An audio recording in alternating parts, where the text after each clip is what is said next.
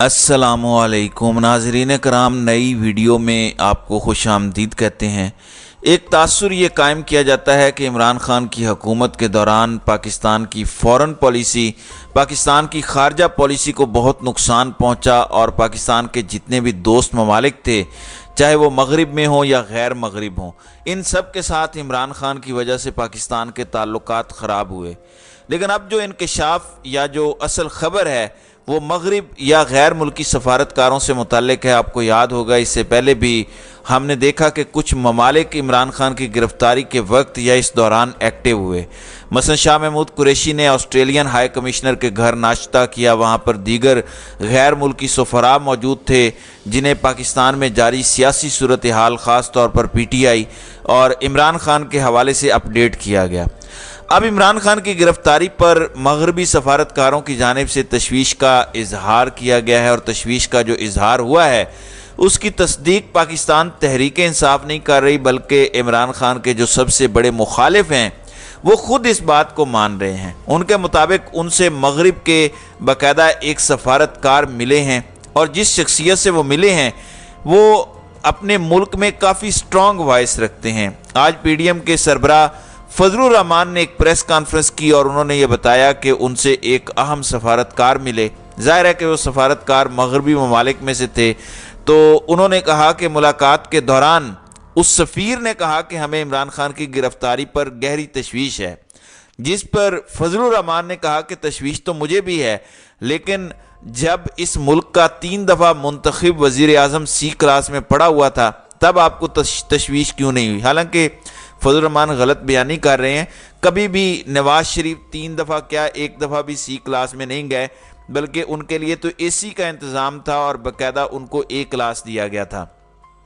अब फजलुर रहमान अगर ये बात कर भी रहे हैं कि उन्होंने इतना ही जवाब दिया होगा तो मान लेते हैं, लेकिन जो माजी में कुछ चीज़ें सामने आई हैं उसमें तो वज़ीर आज़म बनने के लिए भी इन्हीं के दर पर फजलुर रहमान जो है वो माथा टेकते हुए नज़र आए थे, जबकि अब वही फजलुर रहमान इन सफारतकारों को ख़ास कर मगरिब को किस तरह से आंखें दिखाकर इस तरह से जवाब दे सकते हैं, ये भी एक बड़ी खबर है।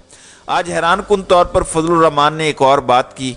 फजलुर रहमान ने जहाँ पे इलेक्शन की आज मुखालिफत की और कहा कि सब इलेक्शन के लिए मुहिम चला रहे हैं, इधर रियासत डूब रही है, इलेक्शन हुआ तो इंतखाबी अमल मुकम्मल मखदूश हो जाएगा। अब इसका मतलब ये है कि ये पाकिस्तान के अंदर पहली बार ऐसा हो रहा है जहाँ पे जो बहरान है उसका हल इलेक्शन के ज़रिए नहीं निकल रहा, बल्कि कहा जा रहा है कि इलेक्शन मज़ीद बहरान पैदा करेगा। वरना दुनिया जहान के अंदर तो इलेक्शन ही मसाइल का हल होता है, लेकिन फजलुर रहमान चूँकि एक मौलवी हैं वो कुछ भी कह सकते हैं। ज़ाहिर है एक बात उन्होंने आज ज़रूर कही, कहते हैं कि जो इस्टेब्लिशमेंट है उनकी गिरफ्त कमज़ोर हुई है।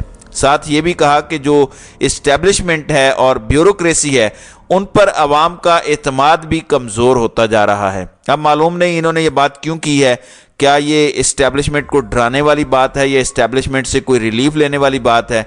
इमरान खान के हवाले से नाम लिए बगैर उन्होंने जनरल गुफ्तगू की कि मेरे हाथ खुले हों, तो मुखालिफ के भी हाथ खुले होने चाहिए।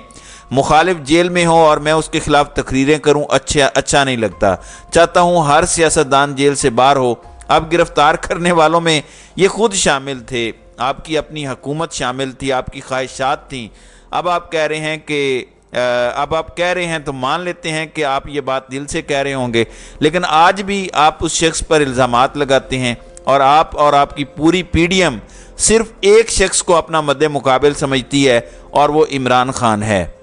आप लोग समझते हैं कि आप इमरान खान की मुखालिफत जितनी ज़्यादा करेंगे शायद उतना इस्टेब्लिशमेंट के करीब होंगे, इस्टेब्लिशमेंट को यकीन दिला पाएंगे कि हम तो सिर्फ आपके साथ हैं। तो अब एक जानिब वो मगरबी सफारतकारों के हवाले से कहते हैं कि मैंने उनको कहा कि आपको फ़िक्र इमरान खान की इसलिए है कि वो आपका नुमाइंदा है। अगर वो मगरिब का नुमाइंदा था तो फिर तो आपका वो इल्ज़ाम गलत साबित होता है कि इमरान खान की वजह से पाकिस्तान के ताल्लुकात मगरिब से ख़राब हुए। अगर पाकिस्तान के ताल्लुकात ख़राब हुए तो फिर तो इन ममालिक को खदशात का इजहार नहीं करना चाहिए। तो किसी एक बात पर ये कायम रहते हुए दिखाई नहीं देते। दूसरी जानिब बिलावल भुट्टो ज़रदारी हैं। बिलावल भुट्टो ज़रदारी आज हमें कहते हुए दिखाई दिए کہ ہم تو چاہتے ہیں کہ جلد سے جلد الیکشن ہو اور پاکستان پیپلز پارٹی تو الیکشن کے لیے تیار ہے، لیکن مسلم لیگ نون کے حوالے سے انہیں لگا کہ مسلم لیگ نون کی تیاریاں نہیں ہیں۔ انہوں نے کہا کہ خواجہ آصف نے پریس کانفرنس کی، اچھی بات ہے، لیکن مسلم لیگ نون کے وزراء کہیں نظر نہیں آتے۔ انہوں نے کہا کہ مسلم لیگ نون کا قائد واپس آ رہا ہے، فائدہ لینے والوں اور وزراء بننے والوں کا امتحان ہے۔ نون لیگ کی تیاریوں کی رپورٹوں پر میں مطمئن نہیں ہوں۔ لاہور میں مسلم لیگ نون کے اجتماعات میں عوام کے نہ آنے کی شکایتیں مل رہی ہیں، یعنی اگر بلاول زرداری بھی یہ کہیں کہ مسلم لیگ نون کے جو لاہور میں مختلف اکٹھ ہیں، ان اکٹھ یا ان اجتماعات کے اندر لوگ نہیں آ رہے، تو پھر آپ مان لیجئے کہ اس سے زیادہ مسلم لیگ نون کے لیے کوئی اور شرمندگی کی باعث بات نہیں ہو سکتی، کیونکہ پیپلز پارٹی بھی اب ان کو تانے مار رہی ہے کہ پنجاب میں لوگ آپ کو پسند نہیں کرتے۔ اب بلاول یہ کہہ رہے تھے کہ جلد از جلد ہم الیکشن چاہتے ہیں، لیکن اگر الیکشن جلد از جلد نہ ہوئے تو آپ لوگوں نے کیا ہے؟ کوئی عملی اقدام ہمیں نظر نہیں آئے، ڈانگ ٹپاؤ مٹی پاؤ اس قسم کی پالیسیز ہیں۔ تو عوام بڑے سمجھدار ہیں، عوام کو آئیڈیا ہے کہ کون الیکشن چاہتا ہے اور کون الیکشن نہیں چاہتا۔ دوسری جانب عمران خان سے متعلق کچھ اپڈیٹس ہیں۔ عمران خان کی ایک درخواست ہے، میں نے آپ کو بتایا تھا کہ پہلے عمران خان کی سزا معطل ہوئی، انہوں نے اس چیز کو چیلنج کیا تھا اسلام آباد ہائی کورٹ میں۔ اب چونکہ اس فیصلے کو معطل کروانا ضروری ہے، کیونکہ وہ فیصلہ معطل ہوگا تو ہی عمران خان الیکشن لڑنے کے اہل قرار پائیں گے، تو وہ درخواست انہوں نے اسلام آباد ہائی کورٹ کے اندر دائر کی ہے، اور میں نے آپ کو بتایا تھا کہ یہ عمران خان کی نااہلی ختم کروانے کی جانب پہلا قدم ہے۔ اب خبر یہ آئی ہے کہ اسلام آباد ہائی کورٹ نے توشہ خانہ کا جو فیصلہ ہے وہ معطل کرنے کی عمران خان کی جو متفرق درخواست ہے وہ اعتراضات سمیت سماعت کے لیے مقرر کر دی ہے۔ اس کیس کی سماعت کے لیے 2 رکنی بینچ تشکیل دیا گیا ہے۔ ایک تو خود جسٹس عامر فاروق ہیں جو عمران خان کے ہر کیس میں موجود ہوتے ہیں، حالانکہ عمران خان نے ان پر عدم اعتماد کا اظہار بھی کیا، ان کے وکلاء کی جانب سے بھی اس طرح کی بات آئی، لیکن اس کے باوجود وہ ہر کیس میں نہ صرف بیٹھتے ہیں بلکہ ہر فیصلہ محفوظ کر لیتے ہیں۔ پھر فیصلہ محفوظ کرنے کے بعد بڑا ٹائم لگتا ہے کہ ان کا کوئی فیصلہ آئے۔ ان کے ساتھ جسٹس بابر ستار ہیں۔ بتایا گیا ہے کہ جو اعتراضات ہیں ان میں وہ کہتے ہیں کہ ایک ہی درخواست کے اندر 2 ریلیف کیسے لیے جا سکتے ہیں۔ دوسری جانب عمران خان چونکہ اڈیالہ کے اندر ہیں تو اڈیالہ کے اندر غیر معمولی صورتحال کی خبر ہے جو میں آپ کے سامنے رکھ دیتا ہوں۔ بتایا گیا ہے کہ اڈیالہ جیل کو بجلی کی سپلائی آج اچانک معطل ہوئی ہے، جس کے بعد موبائل جیمرز وہاں پہ استعمال جو کیے جاتے ہیں جیل کے اندر وہ بھی بند ہو گئے اور قیدیوں کو مشکلات کا سامنا ہے، لیکن جیل انتظامیہ کے مطابق بجلی بحالی کے لیے اس وقت ٹیمیں کام کر رہی ہیں، اور یہاں پہ ہی عمران خان ہیں، شاہ محمود قریشی بھی ہیں۔ تو یہ وہ جیل ہے جس کو یہ اتنی ہائر سیکیورٹی جیل کہہ رہے تھے، جس سے متعلق یہ کہہ رہے تھے کہ بہت ہی غیر معمولی انتظامات کیے گئے ہیں۔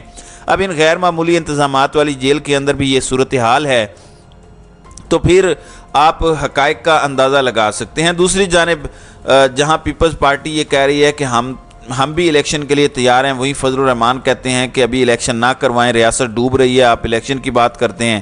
تحریک انصاف تو روزانہ کی بنیاد پر الیکشن کی ڈیمانڈ کرتی ہے۔ اب میں آپ کو استحکام پاکستان پارٹی سے متعلق بتانا چاہتا ہوں۔ استحکام پاکستان پارٹی سے شکوہ یا ان سے سوال ہوتا تھا کہ آپ کیوں نہیں عوامی رابطہ مہم کرتے، تو بالآخر انہوں نے بھی عوامی رابطہ مہم کا آغاز کر دیا ہے، اور آج ڈاکٹر فردوس عاشق اعوان اسلام آباد میں پریس کانفرنس کر رہی تھیں تو ان کی جانب سے بتایا گیا کہ استحکام پاکستان پارٹی بھی ایک عوامی رابطہ مہم شروع کرنے جا رہی ہے، اور عوامی طاقت کا پہلا مظاہرہ جھنگ میں 13 اکتوبر کو ہوگا۔ اب دیکھنا یہ ہے کہ 13 اکتوبر کو جھنگ کے اندر کتنی بڑی تعداد یہ لوگوں کی نکال سکتے ہیں۔ اچھا، ایک خبر آپ کو نیب سے متعلق بھی دیتا چلوں۔